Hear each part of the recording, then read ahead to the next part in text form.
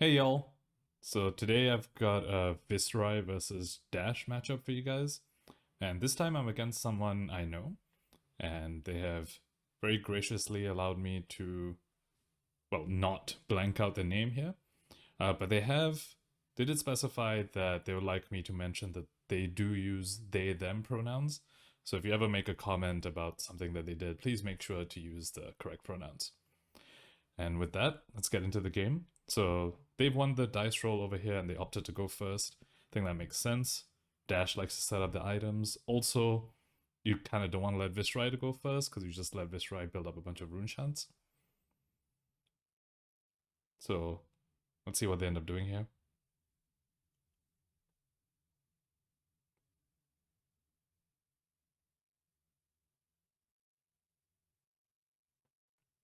For this matchup, I have sideboarded in the more mid-rangey style of Viserai. I don't think OTK Viserai is good into Dash because, and this is something my opponent mentioned to me, the Dash player, if they are good, can recognize when your OTK Viserai is sitting on a bunch of defense reactions, and then they will just not attack into you. Use their hand to, load up on the item so they can still look at new cards and just find all the items they need in their deck and just start setting up while you're stuck there with defense reactions and say maybe like 9 rune chance and you like can't do anything with your cards.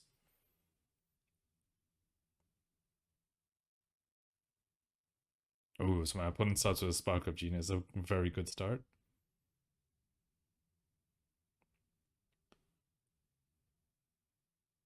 And they look for another induction chamber.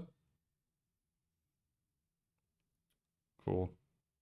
So they don't attack, which is a bit of a pity. I was really hoping I could get this Sigil of Suffering out of my hand.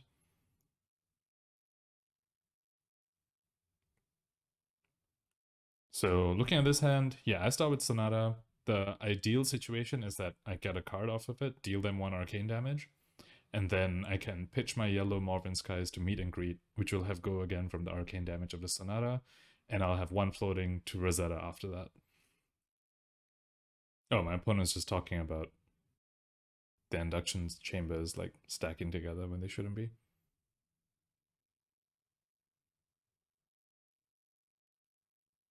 Okay, they fixed it now. So I continue with my Sonata.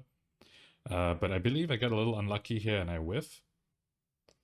Yep, so 2 attacks and advance reaction. So that's how it is Viserai sometimes if you're running defense reactions, which even the mid-range version, at least I like to run a few of them. So I get the miss, which, kind of severely reduces the damage output I could have done, because the meet and greet would have come in for 4 and the Rosetta comes in for 4. Of course, assuming they don't block the arcane at all, which, maybe they blocked it. Maybe they would have blocked it, but either way, I would still have an extra card in hand at least, so maybe I could play the Morven Skies, pitch that extra card so the meet and greet has go again, regardless of whether arcane damage went through. Yeah, so I decided to just pitch the yellow to just come in the meet and greet. Remember to get the rune chant of Viserai, and this is just vanilla 4 damage, and if it hits, I create extra rune chant. Definitely not the strongest start. The probably is an argument for pitching the Sigil of Suffering instead and then arsenaling the yellow Morven Skies.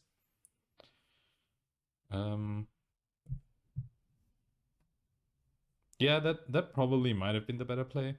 But typically with Viserai, I am a little hesitant about pitching defense reactions because, later on, if I ever get to the point where I'm doing like a medium to big-ish Sonata, I really don't want to flip up defense reactions. So pitching a defense reaction as like the first pitch, you're very likely to see it again. So my opponent blocks with 2 cards, which is, really amazing for me. I was not expecting to get 2 cards out of the hand. And I dropped into another 2 defense reactions. So I'm running 6 defense reactions in this mid-range list, and I've basically seen half of them in my first 2 hands, which, is both good and bad. It's kind of bad in a sense that my first few turns are pretty weak, but it's good because later on my Sonatas are less likely to whiff. So I just go ahead and use a sigil on the 2 damage pistol here, because I have so many defense reactions, I need to get them out of my hand.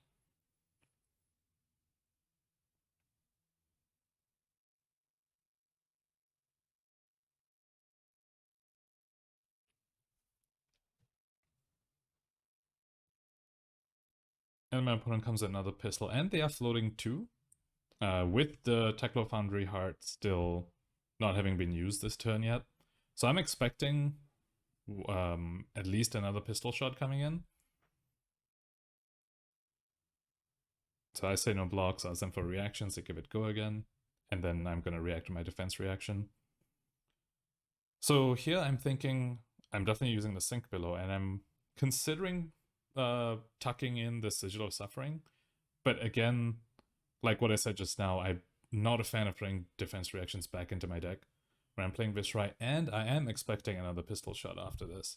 So I decided to keep the Sigil, but my opponent doesn't actually pistol shot again, so maybe that was a misplay.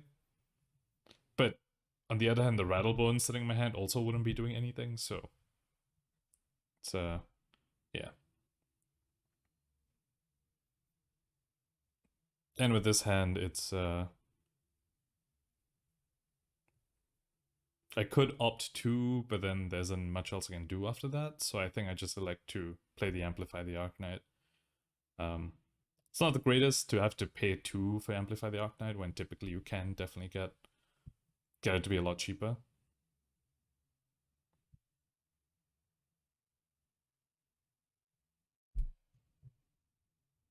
So there's 1 Arcane and 6 Physical, which is still a decent amount of damage.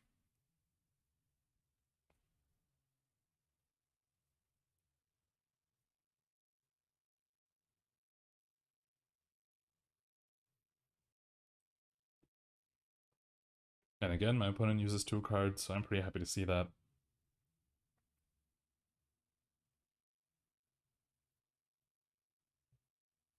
Two Zipper, so I feel like they could have potentially been more aggressive on the turn by playing the Zipper hits out. But maybe they were worried that with the amount of defense reactions I have, that I could just fatigue them if they boost too much.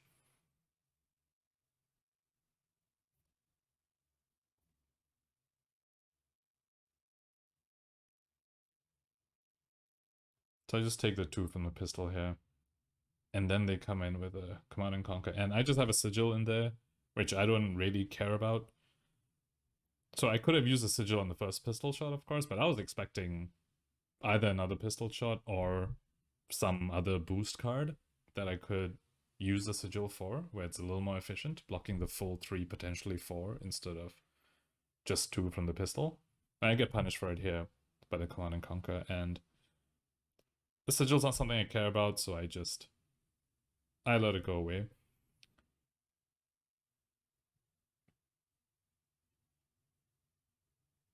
Oh, my opponent's just pointing out that they probably should have used the Goliath Gauntlet there. Which I guess makes sense, because I don't think Dash has many 2 cost or above attacks anyway. So over here, yeah, I opt 2 and I put my defense reaction back on top. Like I said, just get them out of my deck early. And then opting also means my Dread Triptych, when I come in with it, creates me 2 rune chants, 1 of Viserai, 1 of Dread Triptych's ability, and then if the Dread Triptych hits, I get another rune chant. And so having 2 rune chants and then arsenaling the Amplify the Arknight is a lot nicer than, what I did earlier, where I had to play the Amplify by paying 2 for it. Of course, there is a bit of a risk at arsenaling and Amplify the Arknight, because, if I draw something else which I want to use from my hand, all my rune chants are gone. If I draw another attack, and I play that first, all my rune chants are gone, so the Amplify can potentially just get stuck there. Okay. So looking at this hand, I immediately think that I'm hoping my opponent doesn't make me block, because I have a pretty nice setup. Moderate Tide, become the Arknight, into Read the Runes, and create a bunch of rune chants, and I already have the Sonata in hand. And my opponent, pays 4 to do their own setup. So this ended up just being a turn of both of us taking a turn off the setup, which is pretty interesting. Yeah, and they just pass. And even in the mid-rangey Viserai, you might just draw in a certain way like this, like how I've drawn here, where it may look like your OTK, when Modern become Read the Runes. I think I end this turn like 10 rune chance.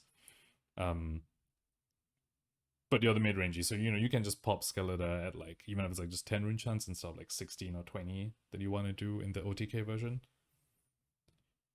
And that's still really good because you're mid-rangey version, even after your like sort of medium-sized pop-off turn, you can still keep up the tempo.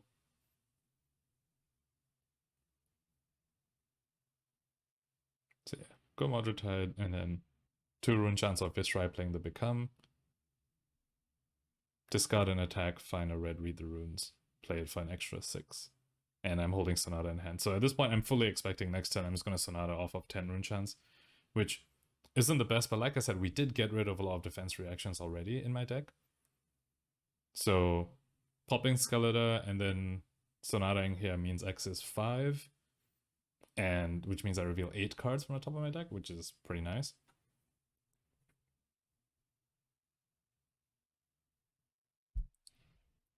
So we definitely benefited from our opponent, just taking a turn off to set up, because we did our own setup. It remains to be seen who benefited more, I guess.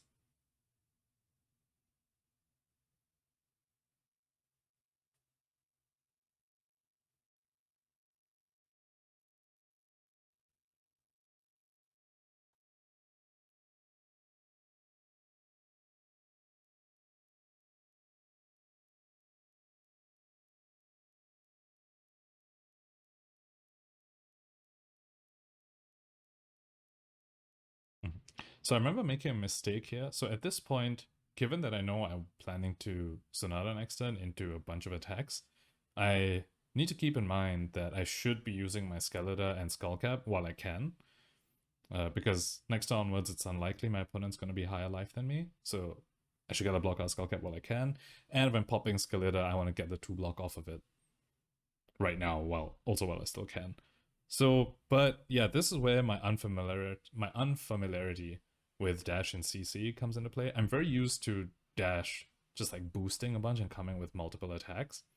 So I decide to, I think, let this pistol hit through, expecting more pistol hits to come in or more boost cards.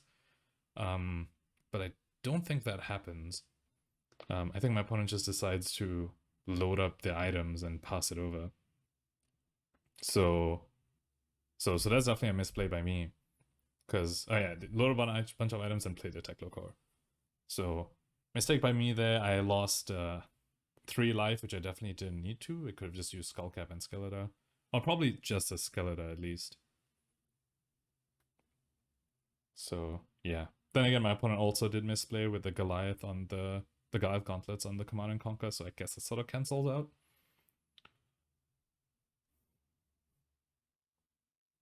So that's the point of these replay analyses, right? It's like stuff you learn when you look back on a game like this. So there you go. I start with the Goganim Tome and then pop Skeletor, play Sonata, and I'm considering pitching like my Morbin Skies to Sonata, but I really want to keep the Morbin Skies for, giving my attacks go again. I'm expecting to draw at least 3 off this Sonata, so those attacks will need to get go again somehow, and Morbin Skies is a very good way for that. So I reveal the first 4 and I get a nice split, but unfortunately I get a bit unlucky here again, and I don't get any hits of the remaining 4. It's 3 non-attacks and a defense reaction. So only getting 2 attacks off of this 8 card reveal is a little unfortunate. But yeah, that is the way it goes sometimes. And it's how you still maximize the effectiveness of your cards afterwards, right?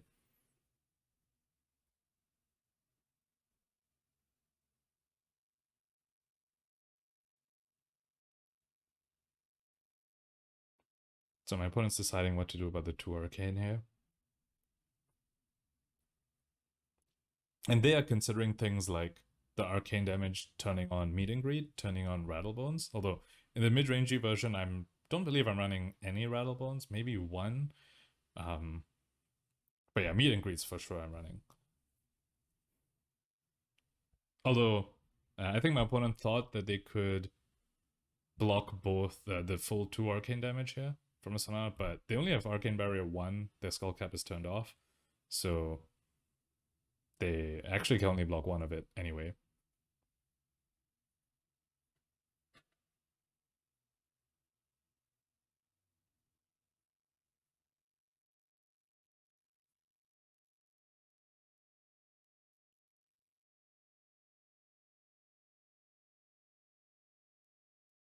Yeah, so they pitch a yellow and they like block 2 arcane damage, and I point out that Sonata is one source of 2 arcane damage, and they only have Arcane Barrier 1. And, that's relevant because I am sitting on a meet and greet, so I do care that the arcane damage goes through. Although, I mean, I'll be coming in with 11 rune chants afterwards, so it's honestly not that big a deal. They're probably not blocking all 11 of it. So, yeah. Yeah. A little low on resources here in my hand, because I need to play this Morbid Skies to give the Ninth Blade go again, and then I'm stuck with 3 reds in my hand. And I would get 1 rune chant off Viserai, so the rune flash is still going to cost 2. So it's a little unfortunate.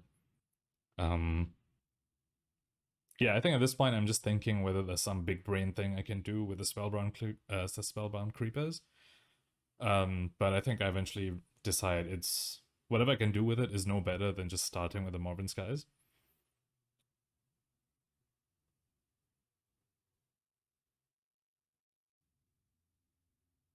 Viscera is definitely still a deck I'm getting ropes on, so I just want to make sure that I've covered all my bases, making sure I'm not missing any lines with the Spellbound Creepers, because that does increase the complexity of the deck quite a decent amount. So Morbid Skies and Ninth Blade comes in for 12 Arcane, 9 Physical, and go again. So they block... Well, they pitch a blue and they're preparing to block 4 Arcane. Right, but then they realize, and this is a really good play by them, they realize that if they, instead of blocking 4 Arcane, if they only block 3 of it, then their Skull Cap gets turned on and they can use it to block for 2. Yeah, this is what they're thinking about now, is they take back the pitch as they realize this, and of course, I mean, we're just playing casually, we're both also, sort of testing these decks against each other and trying to train up in CC. We aren't, playing tournament rules or whatever. So then they, yep, they pitch a blue, just block 3 of the Arcane. Yep, so they take 9 there, go down to 28, and now the Skull Cap is turned on.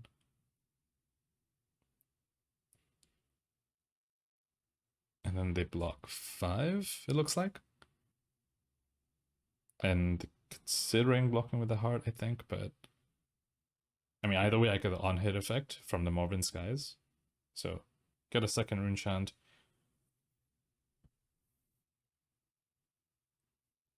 So now, actually, the meet and greet and the rune flash look very similar, right? They both cost 1 and have go again. But the meet and greet has the on-hit effect.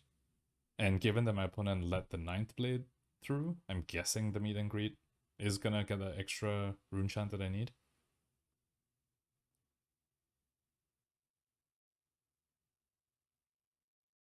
Also remember that I have a red Amplify the Arknight in my arsenal.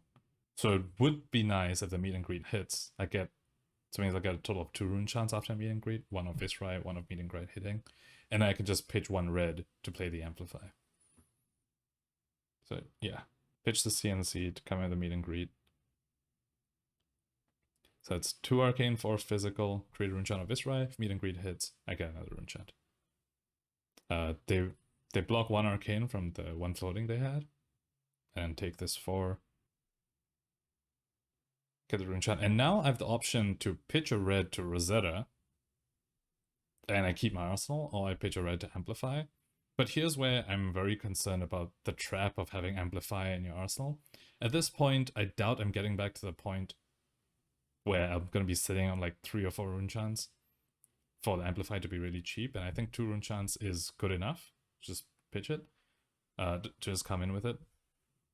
Yeah, because after I've popped Skeletor and I've done my big, well, I guess in this case, more like a medium-ish size combo turn, the rest of the game, I really just want to be pushing damage as much as possible. And I don't want to be like building up. I don't want to spend turns building up rune chants after this, right? Because they're at 11, and once they get to like the 3 health range, then rune chants start looking really scary. Like just I can picture blue to like play to make a rune chant and Rosetta. The arcane damage that I can do looks really scary at that point, and so I want to just push to get them to that point right now and not sit on like building up rune chant turns. So I decided to just use the Amplify the Arknight there instead of Rosetta.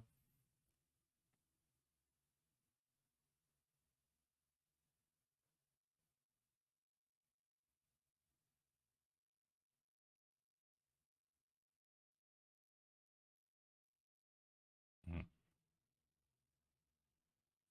Drawing another Morbin Skies is nice here. It would be nicer if the attack we drew paired a little better. Dread Triptych is fine. I mean, I still have the resources to Morbin Skies, Dread Triptych, and then Rosetta after that, which I think is what I end up doing. Yeah. So then Morbin Skies and Dread Triptych. So that's 1 arcane from the leftover rune chant. And that's the other thing about ending the previous turn with Amplify the Arknight, right? It means I go into this turn still with 1 rune chant instead of ending a Rosetta, and I end up with no rune chants on this turn. So now I've created 2 just off of casting Dread Triptych, because 1 from Viserai, 1 from Dread Triptych's ability, since I played a non-attack this turn. If they let this arcane through, I'll create another one. And if Dread Triptych hits, I create 3 off of its own effect and Morbin Skies. So they take the arcane, so I get an extra rune chant.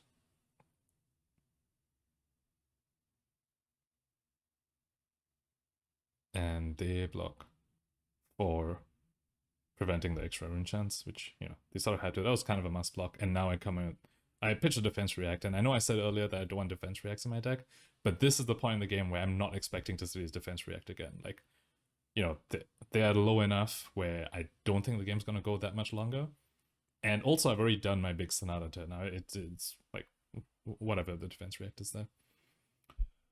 And they take all that damage because they are trying to set up a pivot turn where this is a high octane turn. So now I'm kind of scared. And I'm looking at this thinking of 2 things. One, whether I can still get full value out of my skull cap, which is probably going to be very unlikely. Because they would have to bring me down to 2 and then attack again after that. And depending on how like the breakpoints work, it might not happen. But that's what I'm thinking about, and also I'm thinking about whether I can just use my life total as a resource and just keep my full hand.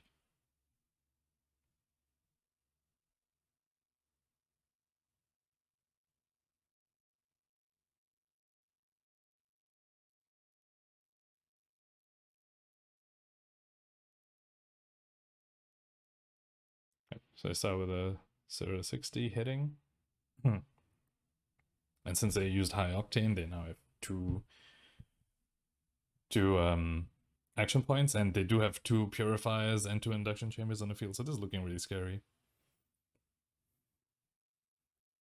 Yeah, so I just take the 4. I think I don't need to use cards armor to block until like towards the end of their turn here to see how much damage they're actually outputting.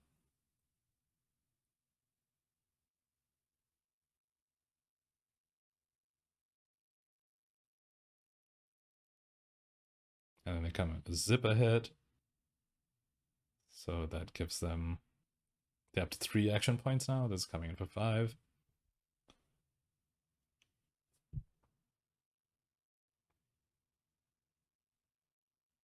This is actually incredible. My opponent actually, a bit of a spoiler alert, my opponent actually threatened lethal on this turn, the amount of damage they did. I started at 29. This is going to be 5, and then I think they get a whole bunch of pistol shots in with, 2 induction chambers and 3 action points right now.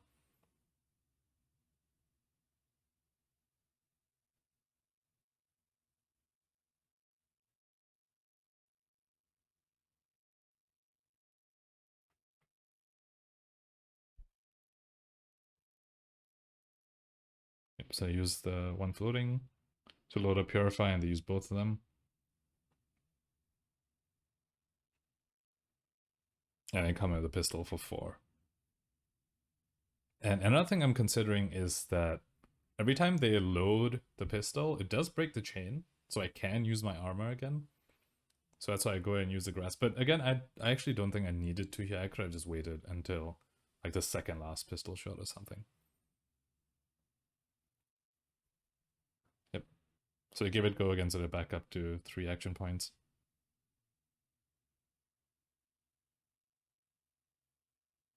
And there we go. So they're gonna load up the pistol and that breaks the chain. So I can use the grasp again this turn if I need to.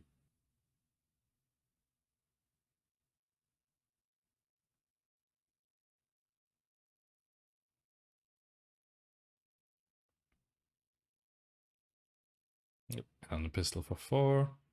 I think I just take this.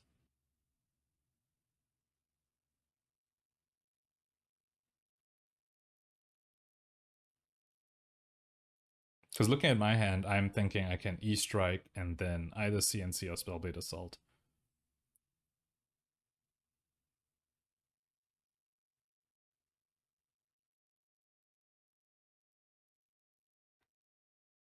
Yep, so they pistol for 4. And they still have 2 action points remaining, which means this pistol can come in 2 more times. So I really needed to block with at least one of my equipment there, because yeah, if I didn't, I would be at 8, and 2 more pistol shots would kill me. And yeah, the numbers did work out so that there was no way I could have gotten my skull cap, full skull cap value. Because if I didn't block with the Arc Knight, I'd be at 4 right now, and I'm still higher than them, and this pistol comes in for exactly 4. So yeah. So I go down to 2, so my skull cap is on, but it's not really gonna matter because they're gonna take damage on their turn. And that is the sort of interesting plays that, you know, skull cap brings about, right? It's like each player is trying to end the turn lower than the other player so that their skull cap is turned off. My opponent's considering to using their accelerator here, but they're commenting how they actually can't because they are higher life total than me, which means they have no arcane barrier. If they use that, they would have no arcane barrier because skull cap would be turned off, and the boots is the only source of arcane barrier then. So it's very risky for them to do that. So instead, they use their floating resource to just load up on the Purify, and I'm end the turn from 29 going down to 2 using 1 armor piece. So very amazing turn by my opponent. Definitely a pivot turn there. At this point, they're pointing out how they should have used the gauntlet on the CNC all those turns ago. But then we also pointed out that, you know, I didn't use my Skeletor when I should have, so 2 of them probably would have cancelled out. I mean, it's 2 life and 2 life. So, right, so over here, I have an interesting decision to make. So I think I definitely start with an E-Strike. And also, I didn't draw any non-attacks, so, you know, I can't turn on Rosetta. So it's just the attacks in my hand that I have to deal with. So it's E-Strike first for the go again. And then it's either CNC or Spellblade Assault. Now, CNC and Spellblade Assault both represent 6 damage. But Spellblade Assault, you know, represents 2 extra damage on the next turn, and 4 now. CNC is 6 right now. But also Spellblade Assault is mixed damage. It gives me 2 extra arcane damage on the next turn. So this is a very... I mean, I thought this was a very difficult decision. I remember spending a long time on this. I ended up deciding that I just want to do as much damage to them as possible. So I do the E-Strike and Command and Conquer. And to be honest, I'm not entirely sure if that is correct. Of course, I mean, I guess another option could have been E-Strike and then create a Rune Chant and Rosetta. But that feels way worse, right? I get like, yeah, because my Rosetta will be turned off. So yeah, so I'm gonna go ahead and skip to that part of the video because I do spend quite a while thinking about this, and also my opponent takes a bathroom break. Okay, so I'm finally out of the tank, and I decide I'm gonna go with the CNC rather than the Spellblade Assault.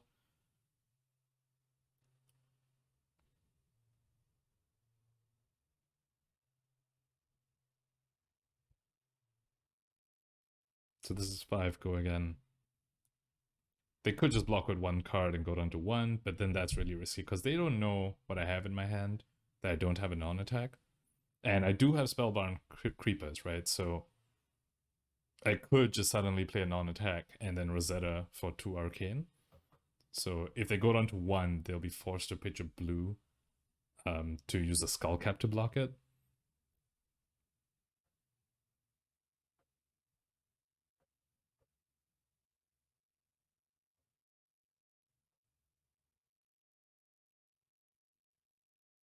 So yeah, they spent a bit of time thinking about this block as well, because I think what they were worried about is that I give this go again, which means I could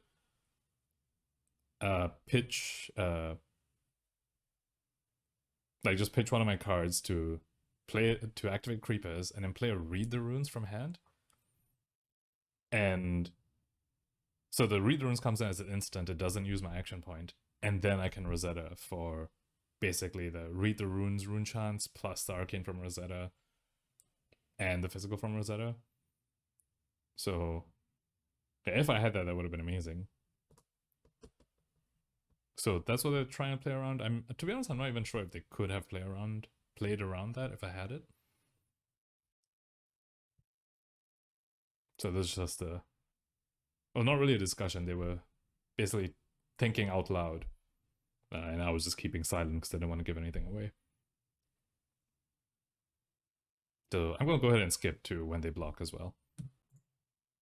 Okay, so we're just about the point where they're gonna block, and that's the thing, right? These last few turns in the games of Flesh and Blood is where it feels like a lot of time is taken. So they decide to full block this E-Strike. And then I just follow up with the CNC. They still have 1 point of armor from the heart. So they could just use 1 card in hand and then block with the heart, go down to 1. And I think that's what they end up doing. So at this point, I'm wondering whether I should have done Spellblade Assault instead and have 2 rune chance for the next turn. But I don't know. I feel like putting them down to 1 benefits me more. Because now if I just get like a Rosetta hit in, it's extremely threatening to them. Right. So this was definitely not the greatest draw. I mean, I drew Morven Skies, which is awesome in an attack, but I don't have the resources to Morven Skies play an attack and Rosetta. So yeah, because I still have 3 armor on my equipment, like 1 from Skullcap, 1 from Grasp, 1 for Creepers. So I could just block 1 hit completely from a pistol from my armor, and then after that use 1 card in hand. And with 3 cards in hand, you know, it could be Morven Skies, attack, and Rosetta. That is the ideal, and that probably would have closed out the game right here. But since I didn't draw enough resources for it, now I need to consider. I think it takes me a while to accept that this is not the turn I'm gonna win. Like there's no way I can do it. I do think about like using creepers somehow and stuff, and the number of resources just doesn't work out, especially since I'm facing down 2 pistol hits, right? They just came in 1 pistol hit for 3. They have induction chamber loaded up and 1 floating resource, so I'm getting 2-3 attacks. So it's I can block a 1 card and all my equipment, but there's no 3 card combination that lets me sort of secure lethal or secure taking all 4 cards out of my opponent's hand next turn. So once I realized that, I ended up using this, like I ended up just blocking out the pistols with cards from my hand this turn and just hoping that next turn I draw something a little better that lets me do the Rosetta hit. The other thing is I just block with 2 cards in hand here, and I can Spellblade Assault, which will still take 2 cards out of my opponent's hand because it's a breakpoint of 4. And it creates me 2 rune chance to further set up the turn after this. So, you know, I could sit here being like, oh man, I really wish I drew a blue or something, but, you know, still all in all, not the worst hand I could have gotten. Like, you know, it could have been like 4 non-attacks or something. Yep, so I used one of my Consuming Volitions to block the pistol hit completely, to give it go again, and then come in another 3.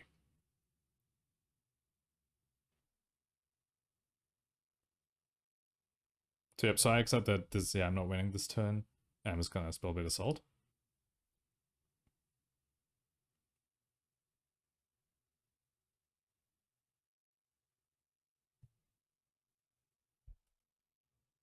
And this way, I still keep my armor for next turn. So basically, all that has happened is that I just, just like pause the game for a turn effectively because my armor is still the way it is. Although I guess this time they have 2 cards in hand rather than 1, so they could threaten more damage.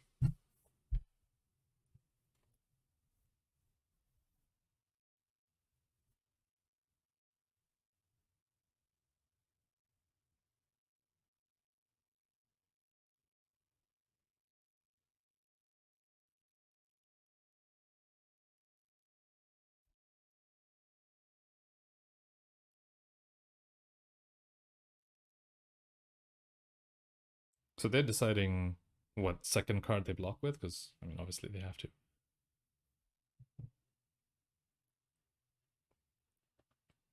Oh yeah, and I was just taking a moment here to talk about my hand the previous turn and talking about like if I had an extra blue. And they were talking about how that's exactly what they needed to be able to stay in the game because they were fully expecting to die the previous turn. Uh, cool. So they block with a CNC and a high octane. Totally makes sense. Like those cards aren't going to do much for them. I think they definitely want to start prioritizing going wider.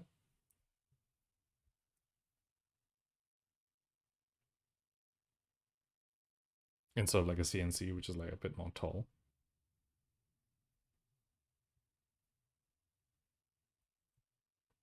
Okay, so they start with ooh, I think they're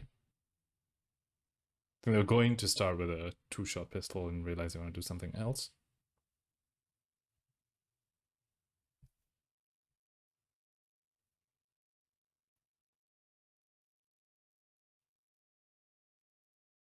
So look at my hand. I'm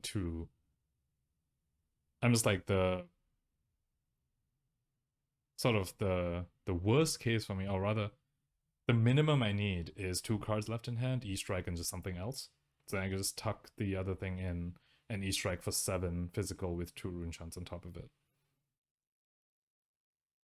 Which would strip, a lot of cards from my opponent's hand. They would need to block the 2 rune shunts of 1 card, and then 7 physical is another 3 cards out of the hand. So as long as I'm left with just those 2, like E-Strike on one other card, I can strip my opponent's entire hand the next turn.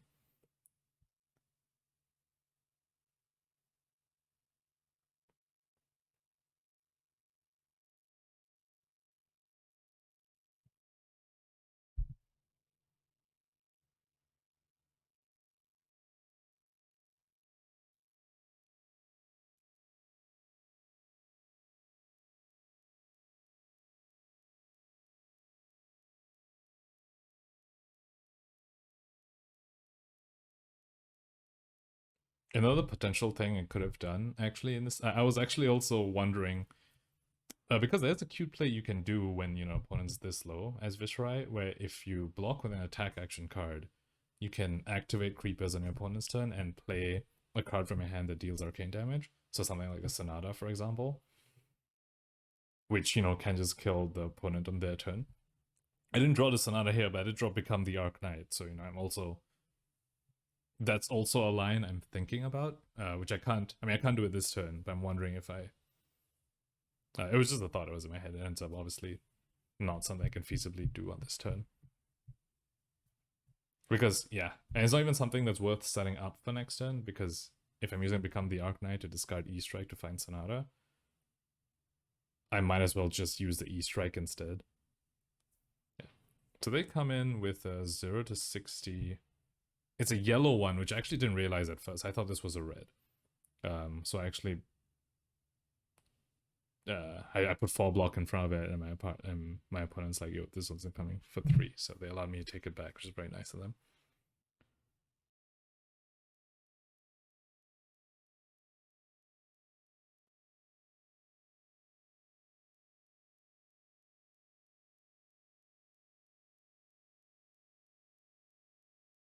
Cool. So I end up blocking 3 like this.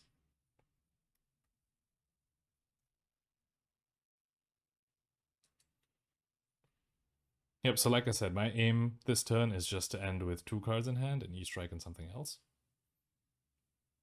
Cool, and there they go. They use the Foundry Heart and they actually miss. So they don't, I mean, they miss 1, so they don't lose any energy, but any resources, they don't gain either.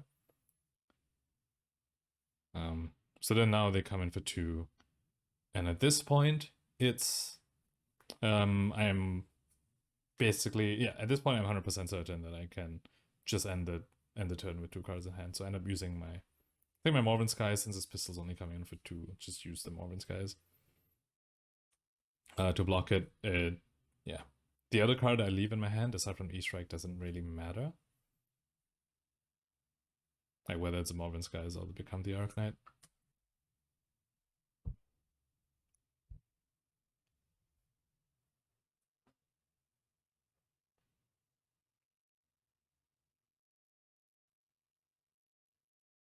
Yep, and then they did give it go again, so they're coming again 2, and I just block with the Skullcap.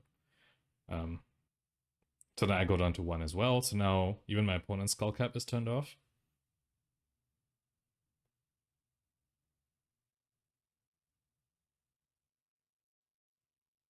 Yeah, I think I forgot to take down my damage like at the point. I definitely do it like sometime around now. So like I said, I tuck my Become the Arknight here, and typically this was if we were at higher life totals, a nice play. There we go. I take down my life down to 1. We were at higher life totals. One nice thing you could do is E-Strike for 5, draw a card, and then you can arsenal that card you draw. But at this point, like I said, 7 pushing the 7 breakpoint means my opponent needs 3 cards from hand to block the physical, and they already need to block. They already need to lose 1 card to pitch for the Runechant damage. So 2 cards in my hand for all 4 of my opponent's cards is amazing.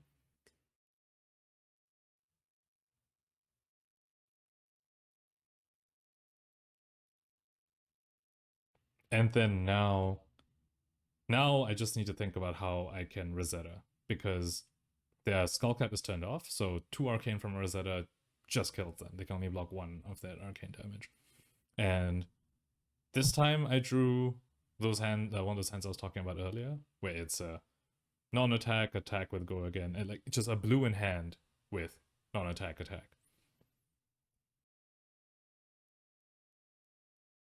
And the attack I drew this time already has go again, so my non-attack doesn't need to be a Morven Skies. Although even if the attack didn't have go again, I could just start with the attack, like say the Spellblade Assault, and then use Creepers to flash in the Modrotide, giving me an extra action point, and then use my last card to pitch for Rosetta. But in this case, since it did have go again, I just opt to use it.